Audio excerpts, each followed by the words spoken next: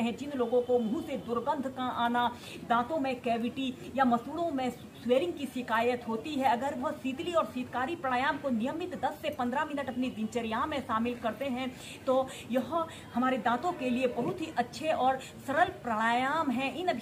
इन दो प्राणायामों को आप किसी भी समय प्रैक्टिस कर सकते हैं। आपने ऐसे ही पद्मासना, सुखासना, किसी भी आरामदायक आसन पर ऐसे कमर गर्दन बिल्कुल सीधी करते हुए ऐसे बैठ जाते हैं।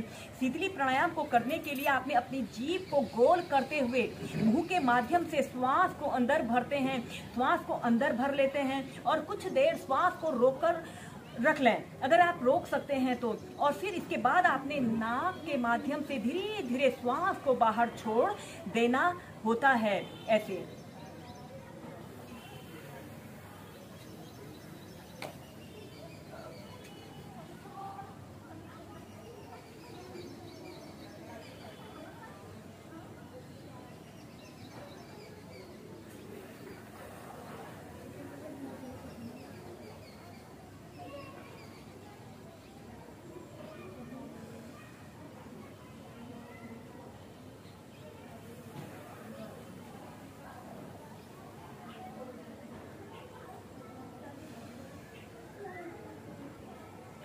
ऐसे ही शीतली प्राणायाम को आप 7, 11 या 21 बार प्रैक्टिस कीजिए। इसके बाद हम करेंगे शीतकारी प्राणायाम। शीतकारी प्राणायाम को करने के लिए आपने अपनी दोनों दांतों की पंक्तियों को ऐसे आपस में मिला लेते हैं और सी सी की आवाज करते हुए मुंह के माध्यम से श्वास को अंदर भर लेते हैं और श्वास को अंदर भरकर थोड़ी देर श्वास को रोक कर रखते हैं, यथाशक्ति जितनी देर आप श्वास को रोक कर रख सकते हैं। और फिर जब आपका श्वास छोड़ने का मन हो तो आपने नाक के माध्यम से ही श्वास को धीरे धीरे बाहर को छोड़ देना होता है। ऐसे ऐसे अपने दोनों दांतों की पंक्तियों को ऐसे आपस में मिला लें।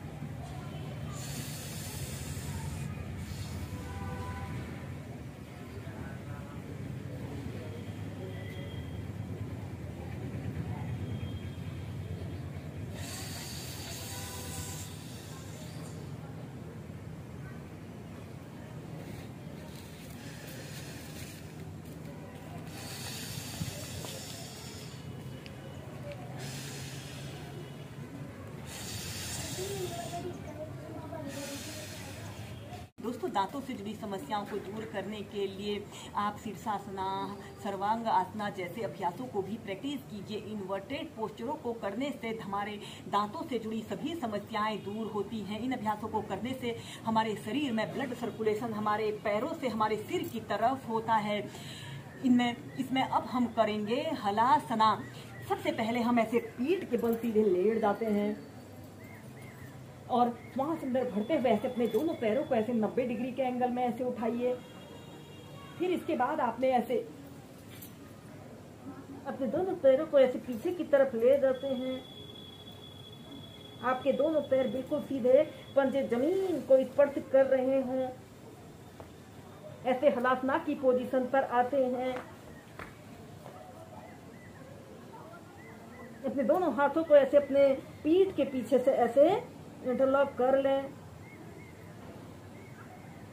कम से कम 2 से 5 मिनट इस हलासना योग को आप अपनी दिनचर्या में जरूर शामिल करें। यह अभ्यास को करने से हमारे नाक, कान, गले से जुड़े समस्त विकार भी दूर होते हैं। अपनी दोनों आंखों को सहजता से बंद करते हुए अपना समस्त ध्यान अपने श्वासों के आवागमन पर रखते हुए इस अभ्यास को कीजिए।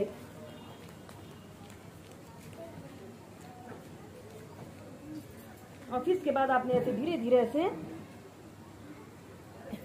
सेंटर में आ जाते हैं। दोस्तों, इसके बाद अगर आप हलासना और सर्वांग आसना जैसे अभ्यासों को एक आरामदायक स्थिति में प्रैक्टिस कर लेते हैं तो इसी में अब हम करेंगे ऊर्ध्व पद्मासना। श्वास अंदर भरते हुए ऐसे अपने दोनों पैरों को ऐसे 90 डिग्री के एंगल में ऐसे उठाएं और फिर इसके बाद आपने ऐसे सर्वांग आसन की पोजीशन पर आते हैं।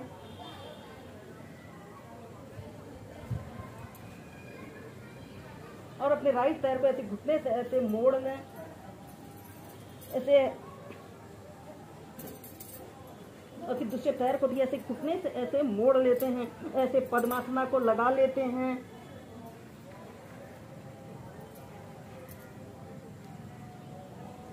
ऐसे पद्मासना को लगा लिया और ऐसे धीरे धीरे ऐसे अपने घुटनों को ऐसे अपने कान पर स्पर्श कराने की कोशिश करें।